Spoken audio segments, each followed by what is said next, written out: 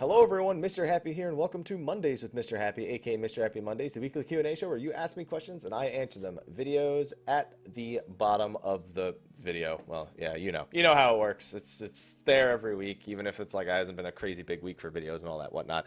We're drawing close to the fan festival. We're so close now. I think 5 days. I'll be doing a live stream reaction. Obviously, I'm not restreaming it because that's against the rules. But I'll be doing live reactions at like 1:30 a.m. as the announcements are coming out, and of course I'll be doing a video about all the stuff that happens this coming weekend with the European Fan Fest. Hashtag Samurai Tank. Hashtag 2monks. Just keep both of those things in mind. I'm sure I'm gonna get some prediction questions this week, or maybe next week, or maybe during the week. I don't know, but I expect a lot of Fan Fest related questions on Mondays with Mr. Happy for the next couple of weeks. So hopefully we have some good ones because we have about 15, 16 questions on the forums. Then I got to get to some over on the Twitch chat. But anyway, let's get started because we got to go through this ASAP so I can get to the gym. I haven't even talked about that yet. All right, first question over on the forums. Enjoy you too. What? Oh, all right, never mind. Have my QR for week 100. Did I screw it up again? No, it's 131. Okay, I didn't put 1031 this time. Let's see. Structure changes, get good, or great days. I'm gonna go with great days for the roulette. Here we go. All right. Let's see. After returning to watch and finish JoJo's Bizarre Adventure, I would like to know, how does an anime or TV series get you hooked? Well, I'm not a big anime person. The only anime I'll really watch is Dragon Ball because I grew up with Dragon Ball before I even knew what anime was. Like, I just watched Dragon Ball because it was a cartoon on TV. So it is anime, but for me, it's like I don't really make it that distinction as a sense. So I don't know. I don't really have any specific thing that gets me hooked on a show. I either can watch the show or I can't watch the show, but there's never a need to watch the show. I do enjoy some level of drama or competition, which is why shows like Hell's Kitchen are generally more interesting to me. I also like watching people get chewed out. That's always fun. So, you know, Gordon Ramsay's kind of perfect for that when it comes to some of his American shows as opposed to his European shows where he's a little bit more docile. So yeah, I'd say a little bit of drama and a little bit of berating definitely adds to my enjoyment when it comes to a TV series. All right, next question. Yo there, Haps. Yo. First time askers have a bonus of a Final Fantasy VI remake. An actual one, not the fucking mobile Steam version. I don't count that as a remake anyway. That's a re-release. Question time. I've noticed that popularity of certain jobs tends to change depending on the data center, even if all the high-end raiders use similar team comps. So my question is, do you think raiders nitpick a bit too much about the problems certain jobs have, paladin damage, white mage utility, etc., etc.? I ask because it seems like the majority of people really don't give a shit. You said give a cupo. I'm saying give a shit about the issues jobs have and just play whatever they please. Yeah, I mean, yes, when you're talking about min-maxing, it is absolutely okay to be like, yes, if we're talking about min-maxing, this job is not as efficient as this job, yada, yada, yada. To say that a job is not viable has never really been true in Final Fantasy XIV. I mean, you can look back to when Dragoon took all that increased magic damage. Was it unplayable? No, it was just really obnoxious to maybe have a Dragoon that's got 2k more health, but is still dying to the same AoE that somebody else lives to because they just naturally have lower magic defense, even though they have the health to make up for it. Paladin, yeah, okay. Does it have... Honestly, for me, Paladin and White Mage have problems that don't... How do I describe? They're not as simple as White Mage utility, Paladin damage. Paladin's got a bunch of other design issues that make it sort of... Bleh. And then White Mage, same deal. They just buffed the shit out of the other healer, Astro, to the point where White Mage fell behind. And now it has no utility. They gutted it of all that, and that definitely plays a big role. But if you're just your average player and you're not these min-maxing, you know, high-end raiders, then who gives you... like you said, who gives a shit? Play the fucking game. Like, don't worry about it. Oh, you're playing Paladin. It's like, yes, I am not a hardcore raider. I do not give a fuck. Mute. There you go. And you just deal with that. That's the internet. Internet's and then most of the people aren't but then the people who are allowed on the internet are like All right, next question. Hello, Haps. Hello. Playing Final Fantasy XIV since 3.2. Thank you a lot for your comparison videos and lore. Thank you for watching them. Coming from WoW helped me quite a bit. First time asker, so as a bonus, you get a Stormblood anima weapon for free. Just kidding. Cookies. You never poke the bear. Don't poke the bear. Don't ever poke the bear. Please don't poke the bear. Question, probably answered this before in another video, but here it goes. I understand that Parsers isn't something that is in Final Fantasy XIV, will never come. But I see people on YouTube posting videos listing X amount of DPS. Aren't they messing up with the terms of service? In the end, what tools could I use to see how well I perform, and what could I do to improve skills? So yes, technically they are against the terms of service. However, Yoshi P has straight up said as long as you're not a douchebag with the tool, they won't punish you for it, because Yoshi P himself even considers it a mandatory means of personal improvement. I don't want to say we'll never see it, but unless the PS4 is going to get it built in game as well, that's why I don't think we'll ever see it. Honestly, that should be a priority for them, because PC players actively use Advanced Combat Tracker, which is what the answer is to your second question. The tool that most people use, Advanced Combat Tracker, ACT, is the one that you're looking at. And PC players already use it, so developing it so that it's in-game, at least it tracks your personal progress. Even something like, for example, when you complete a dungeon, it tells you, you know, oh, you contributed the most healing, you contributed the most damage, or you contributed the least amount of damage. Just some sort of information so players can go, huh, really? That's interesting. Okay, that means I did good, or wow, that means I really could have played better. Even without giving numbers, something along those lines would definitely be better implemented into the game, but you're going to have to use ACT until then. All right, next question. All right, let's have some fun. Okay, let's. I don't have a party hat, but, you know. Comparison time. A Realm Reborn Extreme Primals versus the Heavensward Extreme Primals. Which one, in your opinion, did a better job with mechanics, creativity, difficulty, fun factor, and satisfaction after you've beaten it with starter eye-level gear?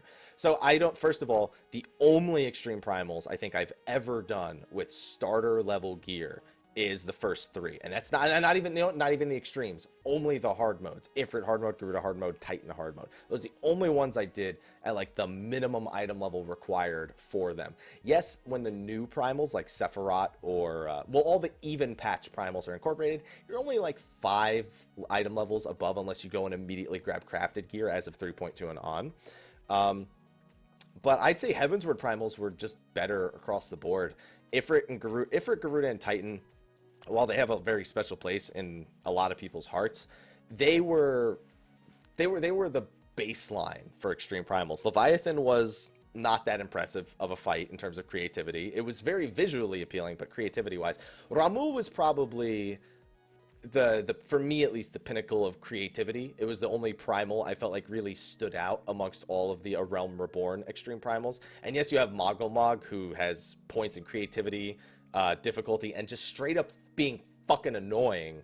But I hate him, so I'm just gonna pretend he doesn't exist. And Shiva was okay. I feel like all the Heavensward Primals across the board, maybe except Bismarck and Zurban, showed decent levels of creativity and difficulty.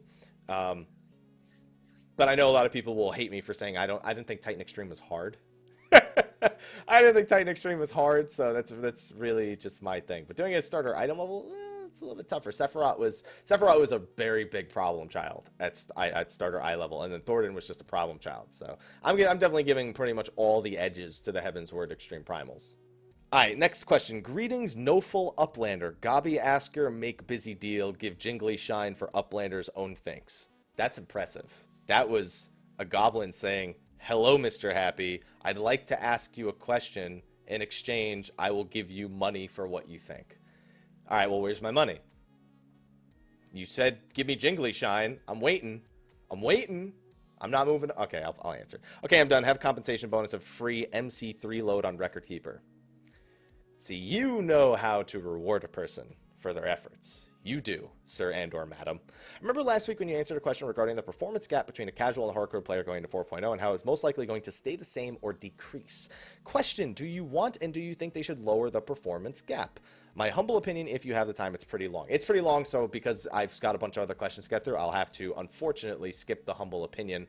I don't think you need to lower the performance gap. I think it's more important to create better tools for closing the gap yourself.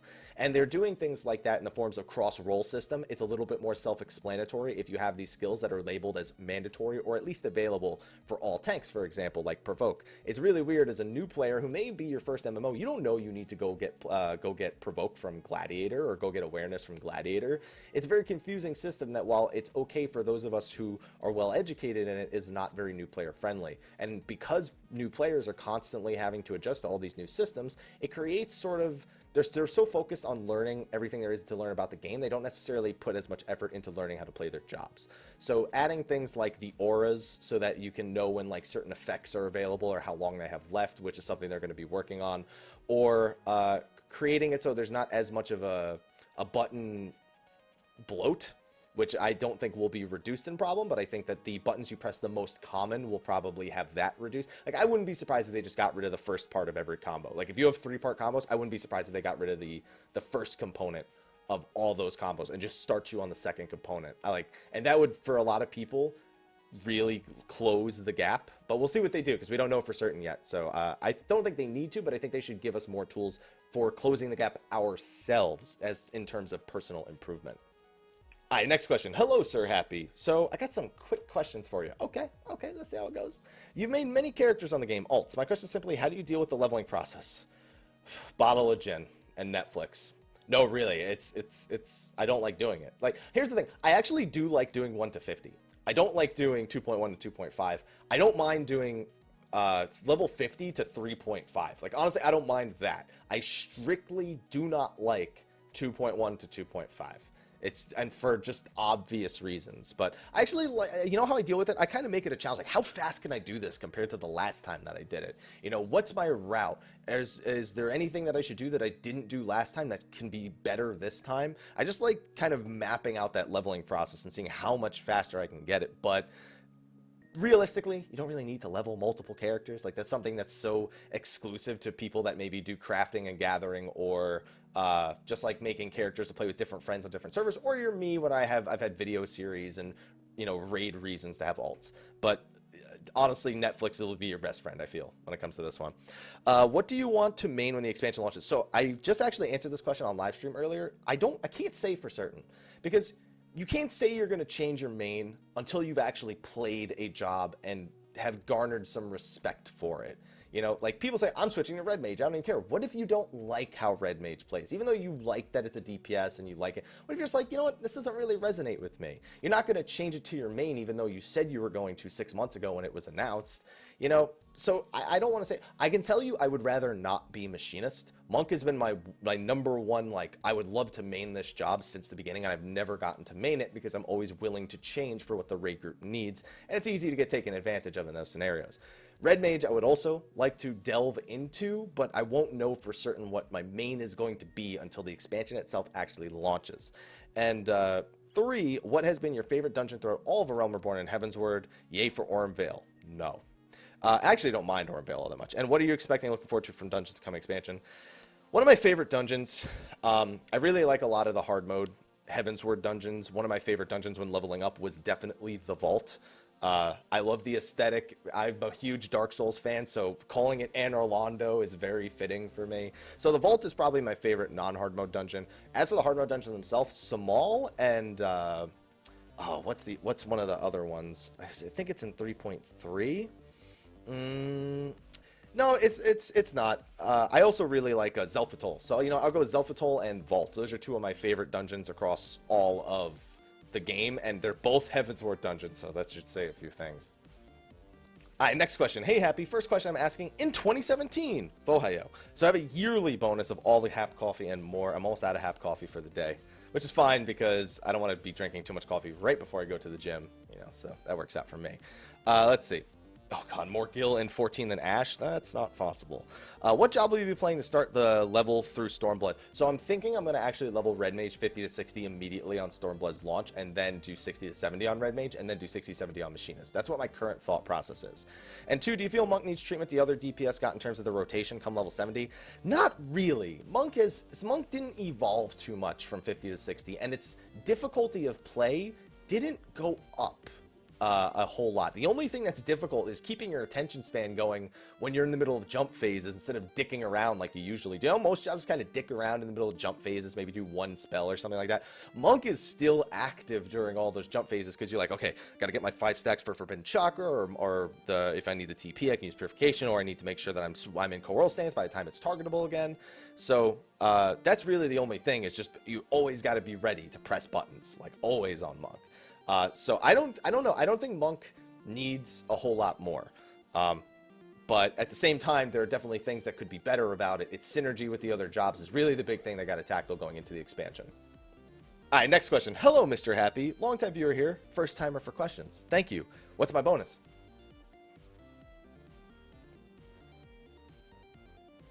Nothing? Okay. Okay, I see how it is. 1, which game are you into watching as esports? Which team is your favorite team or player? So I watch the Dota International every year. It's one of my favorite events. League of Legends is the one I follow the most consistently because it was the first esport I was really introduced to formally through my friend Alec when I lived back in New Jersey. On top of that, I watch most of the CSGO tournaments. There's so many CSGO international tournaments, I really can't watch them all.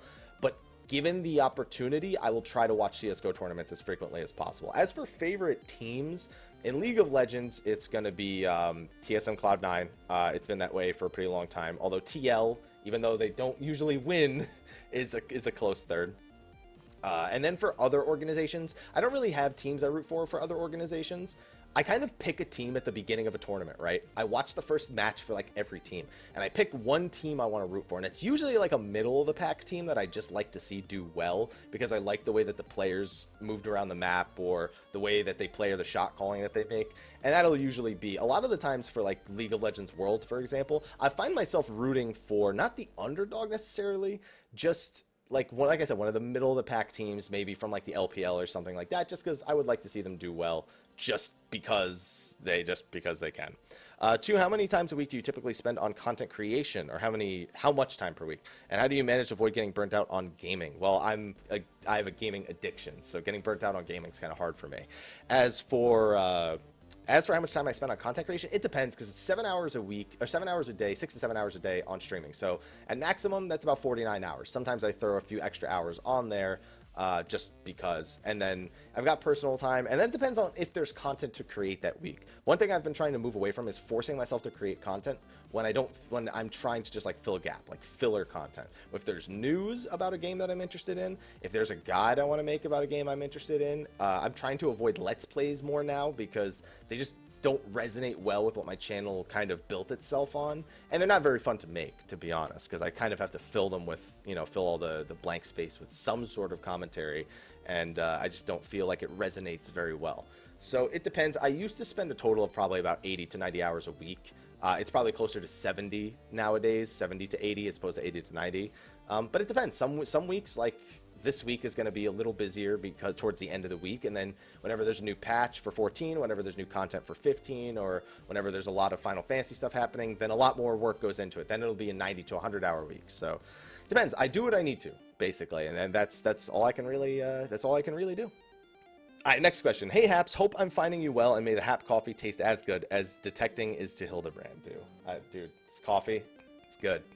If you guys don't know, I have my own brand coffee. If you live in the States, try it. If you don't, it's kind of expensive to ship it outside the States because we ship it from inside the States internationally, so that gets expensive really fucking fast. So if you live in the United States, try the Hap coffee. I do like light to medium blends because I like the caffeine. In fact, I'm going to take a sip of it right now.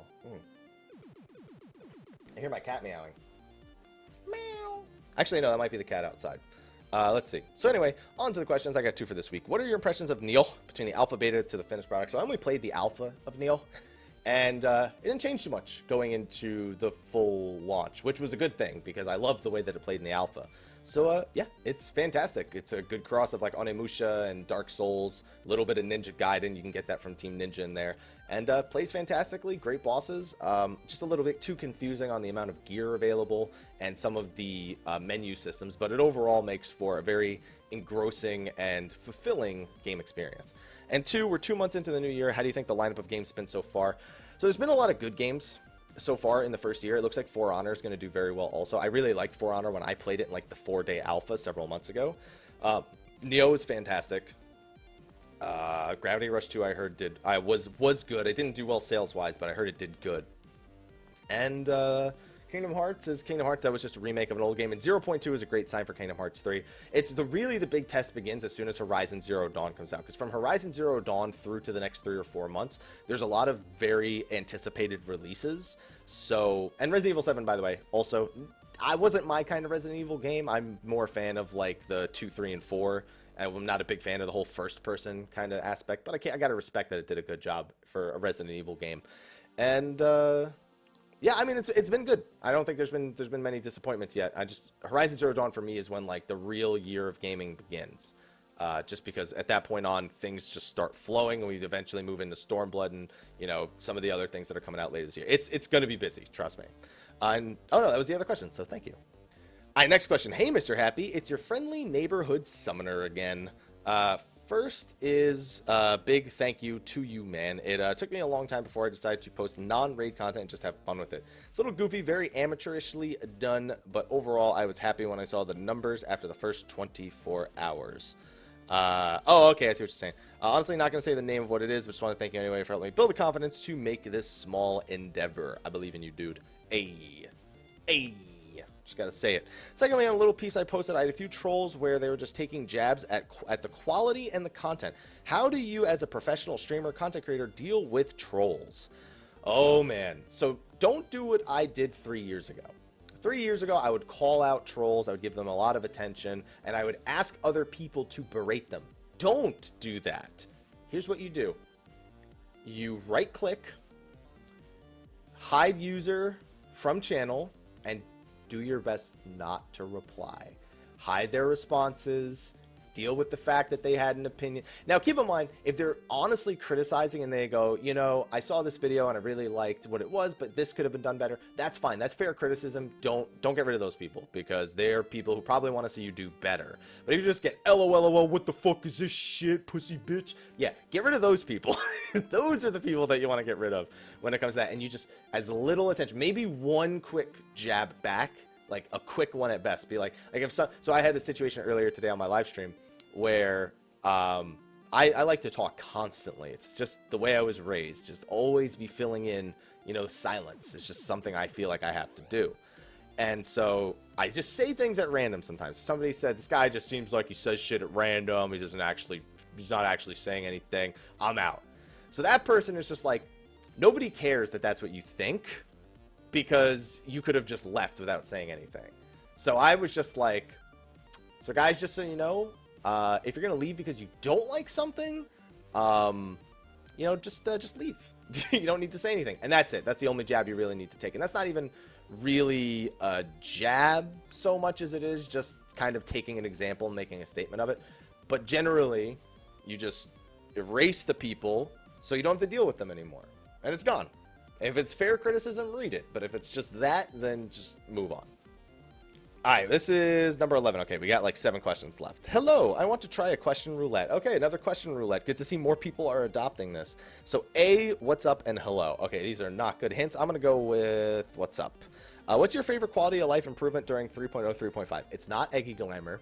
It's not Chocobos, outside of being able to be queued in with a Chocobo out. Oh, man, I actually labeled what my favorite quality of life improvement was very recently. Second place for me was the Grand Company changes. That was a big one. The Grand Company for PvP, like that's just been so long in like as a necessity. So I'd say what my favorite is. I don't actively use it yet because I don't want to fuck with my hotbars because they're already working the way they are. But the ability to make the hotbars anything from 12 to 1 to 6 to 2 to 3 to 4 to 4 to 3, that's one of my favorite things that they've done. Because that is, to me, if that had existed a long time ago, I would have used that hands down. I don't really feel like changing my setup now because in no way will it be more convenient for me. But holy shit, I was so ecstatic when they revealed that. And that's a very recent change. Second place of that would be the Grand Company thing, though.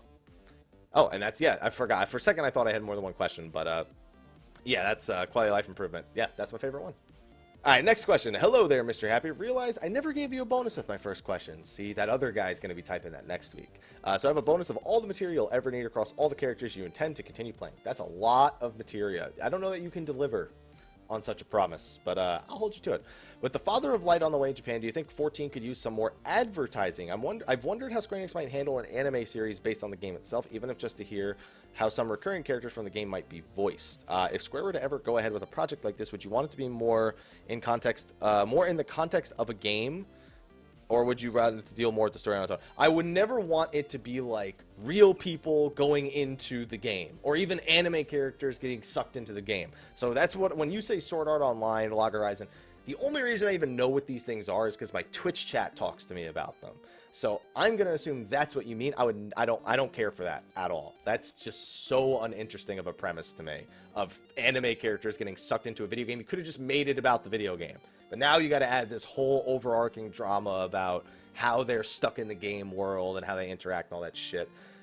No. I mean, for me, anime isn't advertising. Anime is something that the people who are super interested in either anime or the game will watch. For me, when you say advertising, I think of things like, you know, how Cup Noodle had their interaction with Final Fantasy 15. You have the Cup Noodle Final Fantasy 15 commercials, ad space, influencer management, things like that are what I think of when I think of advertising, not an anime. You know, that's just something that I don't feel is going to sell more games. That's not really advertising. So yeah, I mean, they could always do with more advertising. I just don't think that the thing you've named an anime would necessarily do that. If they were to do an anime though, just make it about the game itself. Don't stick a real person inside the game or anything. All right, next question. Yo, Mr. Happy, longtime viewer. I recognize the name, and second or third time asker. Second, because this is your second post on the forums. I can see that. My question this week is, when should a ninja use Death Blossom? I'm a ninja main, and I believe I know when to Death Blossom, but I can't help but wonder if I should be doing it more. I'll give an example. Okay, all right. A second boss of Belsar's Wall, when it spawns all the little ads, I'll Death Blossom them since they die fairly quickly, if I don't have any ninjutsu ready for Catan. But I've noticed situations when ads spawn in like Zervin Extreme, I won't Death Blossom the ads, but instead use Catan and then Kasatsu Catan, while other ninja will just start spamming Death Blossom instead of using Catan. So here's the thing. As soon as, Death Blossoms, did they increase Death Blossom's potency to 120 from 100? I think they did, because it used to just be a flat 100, I think. Regardless, I'll answer the question as if it's a flat 100. So if you have 3 or 4 targets, it's essentially the same as doing 300 or 400 potency per GCD. You're just doing it spread out across a lot of enemies. 110, they buffed it to 110, not 120. Okay, so they buffed it to 110. So let's say you're hitting 4 targets. Every Death Blossom would be equivalent to 440 outgoing potency worth of damage. So in terms of your effective damage per TP spent, Death Blossom gets pretty good as soon as you have 3 targets, because then it's 330 potency per global cooldown, which is pretty efficient, even though it's quite a TP sink. The problem becomes if you have the Death Blossom for so long and then you have no TP and you have no way of regenerating it, then all of a sudden you just hit this brick wall. So it's a case-by-case thing. Definitely the ads of Baelsar's Wall is a good example, and generally giant AoE pulls in dungeons in general is where you'll use things like Doton, Catan, and Death Blossom. For Catan and Doton, I've explained these examples a million times. For Catan, if the target will not survive a minimum of 7 ticks inside, actually I think it's 6 ticks now. I haven't played Ninja much since they buffed all those things, so I don't know if the timings are all the same. Generally, if it won't survive at least 18 seconds, then you don't Doton, pretty much, was the old rule. You use Catan. If it will survive over 18 seconds, then you use Doton, and then you can use Kasatsu Catan. If it's going to survive for like 40 seconds, you could do 2 Dotons back to back. You know, whatever. You could do that should you so desire. Or you could do a Kasatsu Doton and then do a Catan, then a Kasatsu Doton if it'll last long enough. There's all these different little rules based on seconds, pretty much. For Death Blossom in particular, though, as long as you're not going to run out of TP and it is a potency increase over the other options that you have, go for it. Just make sure you're not neglecting things like off global cooldowns while you're AoEing. Make sure you still want to be using even your single target off global cooldowns in between your AoEs. You still want to be using your buffs as if you would be using them during your single target. You want to make sure you're treating it like it's any of your other outgoing potency and treat it with the respect that you would do with things like buffs and whatnot. But it has to be done on case to case. So it's a lot of self-learning and learning with new fights on when you're going to be okay to use it. All right, next question. Hi, Happy. Happy smiley face. Long time viewer, first time poster in a long while. Yeah, you have 5 posts altogether, I already say. So I has a question that's pretty straightforward and one more for discussion. All right, let's get this. Which do you think is the path of least resistance in regards to progression towards I-270 gear? Well, it's not really I-270 plus, because the only one piece of gear is your weapon at this point that's above 270. With the new expansion coming out, they've announced they're going to revamp the whole battle system. Okay, I'm probably going to touch on that a little bit because I have to be more clear about what that means depending on how the question ends up being worded. If it means making everything faster, how do you think they would compensate in regards to bosses, mainly the primal mechanics? If it means a complete overhaul, like something how it turned 14 into an action combat. Okay, so what do you think is the path of least resistance in regards to progressing towards 270 gear? Generally, their only way to get 270 gear right now is to do Alexander, get your weekly items from the 3 24-mans or hunt. On top of that, you're still restricted based on your scripture intake. So right now you can only get 450 a week. So unless you're doing Savage, that's it. That's your only way. Make sure you're completing the 24-mans frequently. At least each of them once per week so you can get the upgrade item. Hunt frequently, and even then still, as whatever you can buy with scripture per week, because otherwise you can only way to get Alexander gear is to do Alexander Savage. So that's the only way. So that's your best way. It's just get to the minimum item level for all those things, then complete all those things as regularly as possible. As for the overhaul, so a revamp doesn't mean it's being gutted and changed completely. The core combat of Final Fantasy XIV is not changing. All they are doing is assessing the cross-class system and implementing the cross-role systems that mandatory abilities that were currently cross-class are removed from their classes and instead placed in this mandatory, like you have tank cross-role skills. Okay, provoke, awareness are in there because they were considered mandatory tank skills before, so now all of a sudden they're all, just every tank has access to them without needing to go and level another tank to get those mandatory skills. So there you go. As for the combat itself, there probably won't be anything in forms of global global cooldown changes. They're not changing it to an action. That's not a complete overhaul. That's not a combat overhaul. That's a different engine. You would literally need to develop an entirely new engine for your entire MMO if you were to do something like action combat. That's just a different MMO. At that point, you might as well just make Final Fantasy 17 and not 16 because it needs to be 11, 14, 17. It's add 3 every time. That's just a completely different MMO altogether. That's it. Like there's nothing else. There's nothing else about it. So that's just how it is. Anyway, so no, don't expect any major mechanics. They're probably not going to lower the global cooldown at all. They're not going to be changing it to an action combat game. They're going to be adjusting the cross roll system, and then they're also going to be adjusting current skills, either removing them or giving them better effects so that they're more useful. Reassessing useless skills. That's the other thing. That's all they're doing. All right, next question. Hello, Mr. Happy. Skip sore. That's not the spoiler thumbs up, by the way. Here's my questions. How important is the gear in the feast? Getting the I-235 gear from the event or getting I-270. Item level is indicative of almost entirely the power of gear. I-270 is 35 item levels higher than I-235. Done.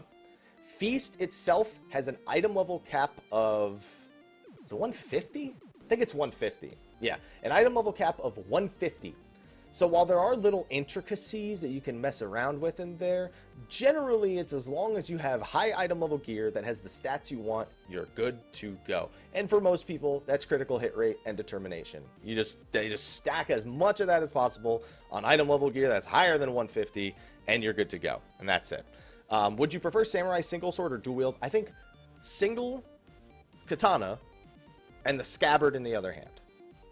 How about that? Because that way they can parry as they tank with the scabbard. Hey, hashtag samurai tank. All right, next question. Hello, Mr. Happy. For your weekly bonus, have some high allergen cookies. You're the second person to offer me cookies this week. I'm going to the gym now. You can't offer me cookies. You got to offer me some, maybe, I don't know, protein cookies. Those things are fucking gross. You ever had protein cookies before?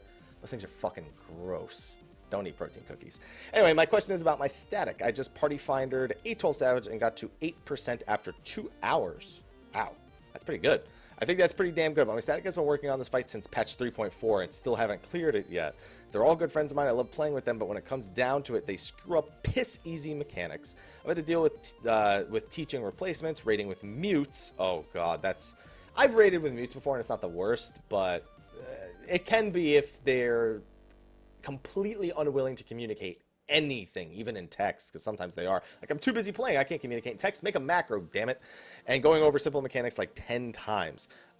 We never finished a raid tier since 3.0, and I think this has to be my last with them because I feel like they are holding me back. I was wondering if I should tough it out for now or wait until Stormblood. You probably want to find a new static before Stormblood and not after Stormblood, because if you wait till Stormblood, all the groups that are recruiting for Stormblood will have already recruited. You'll probably want to clear A12 Savage with them, see how long that takes, and then probably be like, hey guys, listen, I wanted to clear A12 Savage with you guys, but I'm looking for a raid group that's a little bit more hardcore right now, so I'm going to go do that. You know, just make it as peaceful as possible, although people always get offended when you don't want to raid with them. So it's probably going to be a shit show just because you never know. All right, so this is the last question on the forums. Actually caught up with me real quick, even though I knew how many it was away. I posted this question to a certain Lord Dork, and he liked it. So I shall ask you too. Gee, I wonder which Lord Dork that would be. With the development talent going into Ivalice and Stormblood, I suppose, as a whole, do you think it's possible that Omega, if Ivalice is the 24-man, which it is, and the main story is so packed with all the Final Fantasy XIV goodness that we see a longer expansion life? Like we got to instead we go to patch 4.7 versus going to 4.55, and 5.0 comes out later. I don't think they'll stretch an expansion longer than 2 years, ever. Yoshi P wants to do an expansion a year, but he knows it's literally not possible for them to do that without a shit ton more money and resources and people who can actually develop the content at that fucking pace. There's no way that happens, but I don't think necessarily it will lead to a deliberately longer life where it's an expansion every 3 years instead of every 2 years. I don't expect it to change. That's pretty much my answer to the question. So yeah, 4.55 I'm still betting is going to be the last patch, but I guess only time will tell. Who the hell knows? With triple the budget, who knows? But anyway, that's going to be the last question for the Dream Network forums. But now I open the floor up to those of you watching on Twitch. Let me check the time real quick. Oh, I got plenty of time. So let's get a few questions over on the Twitch chat, shall we? All right, so my first question coming in from the Twitch chat is one that's somewhat appropriate because I've seen every episode of the show that currently exists, but it's been many, many years. Are you looking forward to the final season of Samurai Jack? You know, I am, because that's a show that's, again, I mentioned the anime question earlier where like Dragon Ball is really the only one I've watched. That was really another one. You know, to me, Samurai Jack is not anime, it's just a cartoon. Some people say it's cartoon, some people say it's anime. It depends on who you ask, really. But yeah, you know, Samurai Jack is something that I was pissed just ended in the middle of, you know, its existence before. And I understand, you know, the voice actor of Aku died. So, you know, they didn't continue it. And then I think there were other issues within the studio itself on why it didn't get finished. But, yeah, I mean, it's like closure to, like, a childhood memory, in a sense. I gotta go back and watch the whole damn thing now. All right, the next question I have says, Mr. Happy, do you think we will ever see a stat or trait similar to the mastery stat from World of Warcraft that affects each job differently? So to be clear, I know a lot of people haven't played World of Warcraft on my channel. There's plenty of you who have, but I know there's plenty who haven't as well. So the mastery stat, I couldn't tell you what it does most recently. Basically, every different spec of every different class, the mastery stat affected them in some sort of different way. These aren't the actual things that the mastery stat does. I'm just gonna give you an example that is not actually, it's not factual. I'm just making it up just to put an example in your mind. So you have demonology warlocks, right? Let's say that the mastery stat, if you're a demonology warlock, specifically increases the damage your pet demons do. I don't think that's what it does. It's been too long. But let's just say, like, that's what it would do. Something that's very special to your specific class and role in the game.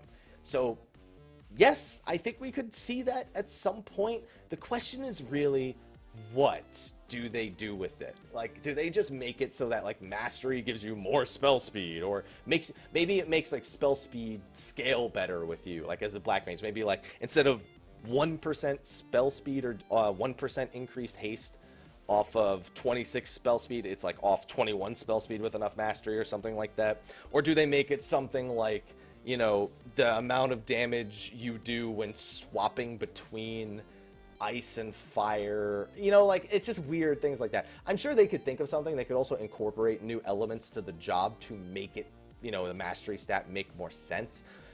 I think that we need more stats in general, especially if they're going to remove accuracy, and if they remove and not rework parry. We're down to so few stats that we could use something like the mastery stat to be a little bit more interesting in terms of gearing. That's a good one. All right, I got asked this question twice, so I'm going to answer it. Will you be covering For Honor? Probably not. For Honor, I have a lot of appreciation for the game, but it's just not, it's not a game I could see myself investing more than maybe 10 to 15 hours in before I'm just like, you know what, I've had enough, I'm gonna go play something else. Just because I'm not, like, I do like PvPing, but I can't do it for, like, super extended periods of time, and I don't like to try and get super competitive in games, because I don't particularly find it interesting when I'm watching people be hyper competitive. I like to watch them be fun while they're being competitive, and I myself am not super fun to watch while trying to be competitive. So I probably wouldn't be spending any of my time or efforts on For Honor, but that doesn't mean I think it's a bad game. I do actually think that it's a good game, and I just have to hope that its server stability holds up, because if it doesn't... Oh, isn't it peer-to-peer? No, is there something else that's peer-to-peer? I don't like peer-to-peer systems. So I think For Honor is peer-to-peer. Yeah, I don't like that. Don't do that. Make a server.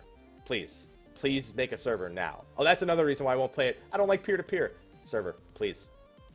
All right, because I was talking about games matching my the way my channel is kind of built and the games that I like to play, I'll take this question as a follow-up. Mr. Happy, what do you find so appealing about RPGs that you decide to base your channel around them?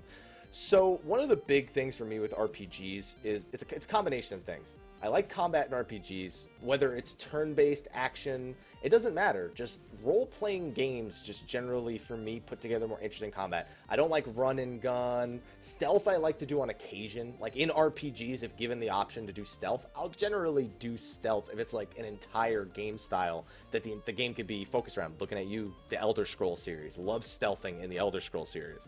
But it's generally just storytelling and worlds. Like seeing these new fantastic worlds with all these places that have unique elements and stories going about them is a big thing for me when it comes to RPGs. I also really like leveling in RPGs. I don't know what it is, but power leveling myself in RPGs is very satisfying to me. To be like, yeah, I'm level fucking 80 on the first disc, going back to like the old days. I get fucking pumped when I can do that. And it doesn't even have anything to do with mowing down the enemies. I just really like seeing if I can do those things or something along those lines. So yeah, I mean, there's a ton of elements that it comes down to. But I really am more a fan of old school RPGs, or even pre-10, even though Final Fantasy X is my second favorite Final Fantasy game behind Final Fantasy VI. I liked it when Final Fantasy games, they had text, but the game still flowed very quickly. There wasn't a lot of stopping for cutscenes, and that's something that's just been more common in gaming in the last 5 years in general. It's not even an RPG problem, but it's why I don't pick up too many of the new AAA titles. It's because I'm sick of playing a game for 5 minutes, watching a 30-minute cutscene.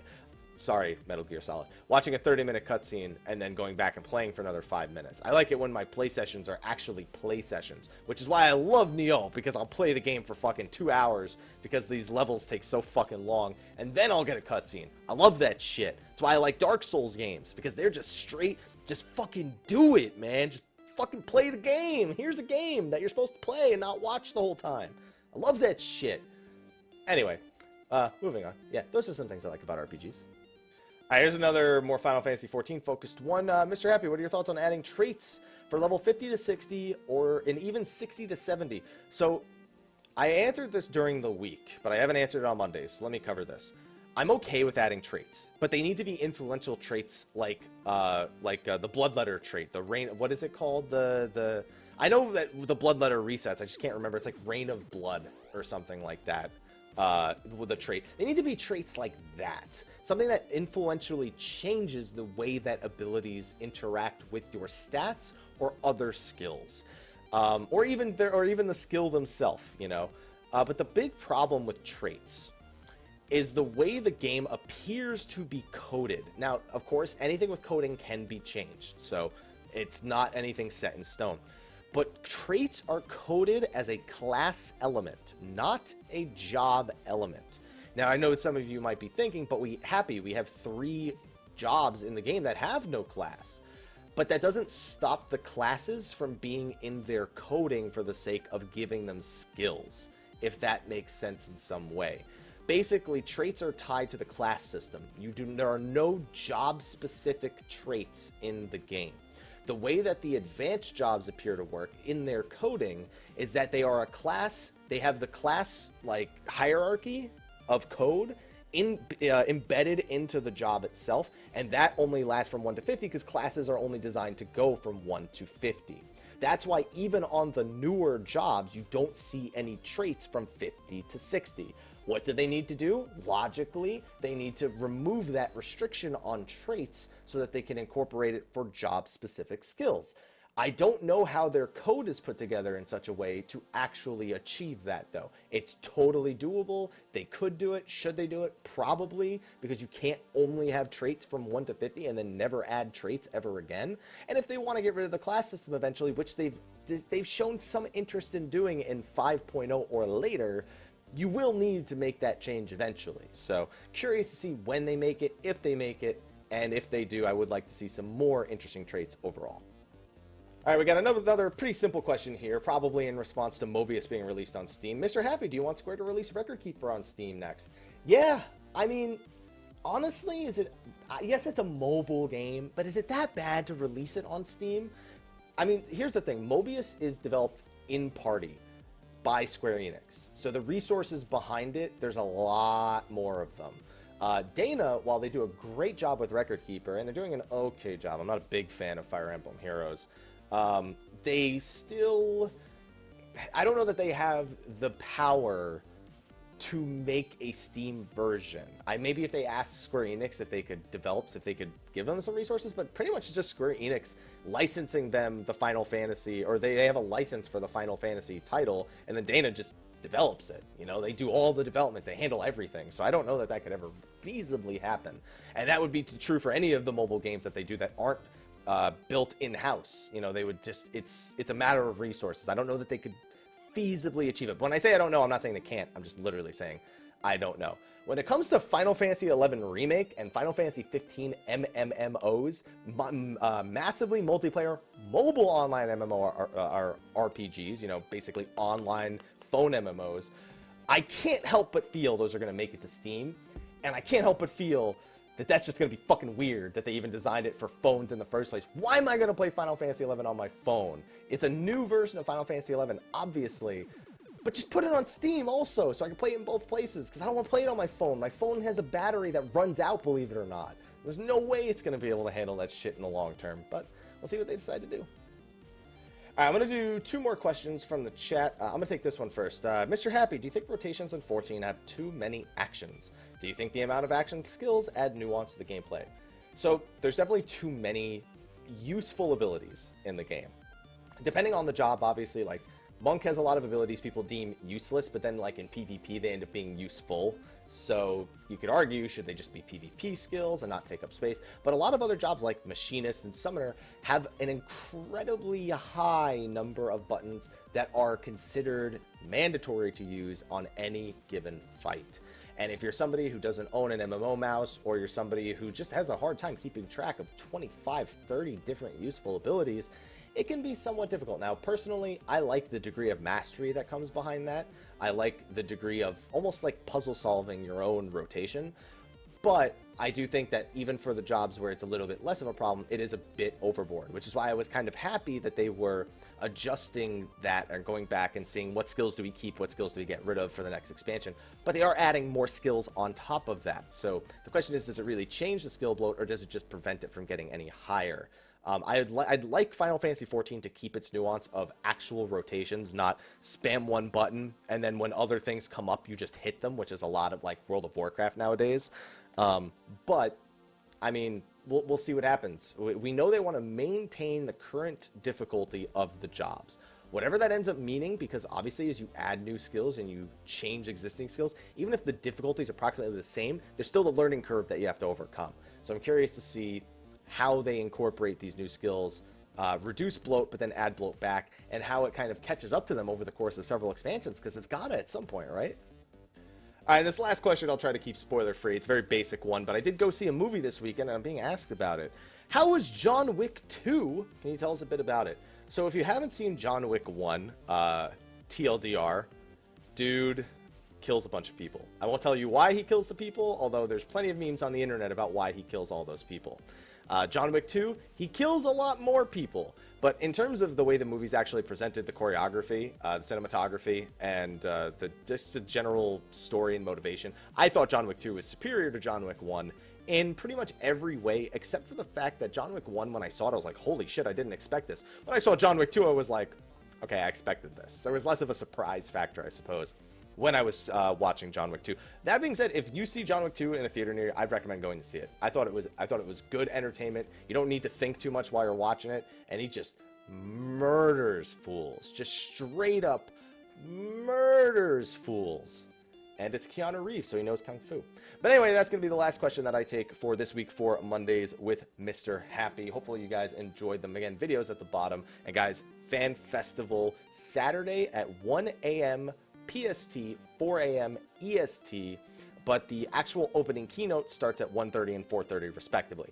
I will be live streaming, but I am not re-streaming the event. I'm just going to be live, like you see me right now, maybe with like the cheer cup in the bottom corner and battle bits running and sub notifications and whatnot. And I'll be typing notes and responding to like, oh, they just revealed this. That's really cool. And I'll tweet out about it and I'll put out all the, but just no re-streaming because it's I like not getting in trouble with companies. It's definitely going to be something I prefer not to do. But anyway, I'll be reporting on all that information, so don't worry about it. Anyway, I got to head to the gym. I've started getting back into the gym again recently, and I tweet every day about it, so that way people can hold me accountable. Even if it's a rest day, I got to tweet, hey, guys, rest day today. Don't give me shit, But today's not a rest day. Today's, shoulder day. That's going to be fun. By the time you guys see me at PAX East, I'll hopefully be in shape. By the way, if you're going to PAX East, come to my meet and greet. If you're not going to PAX East, sad face. I'm going to have a meet and greet at the Twitch booth at PAX East. I don't have a time yet, but if you're going to PAX East, pay attention to my Monday videos, pay attention to my other videos, pay attention to my social media, and you'll get all the information that you need. I'm excited. Hopefully you are. Anyway, that's going to be a wrap for Mondays with Mr. Happy. I'm going to hang out with the Twitch chat for a few more minutes, but those of you on YouTube, thank you for watching.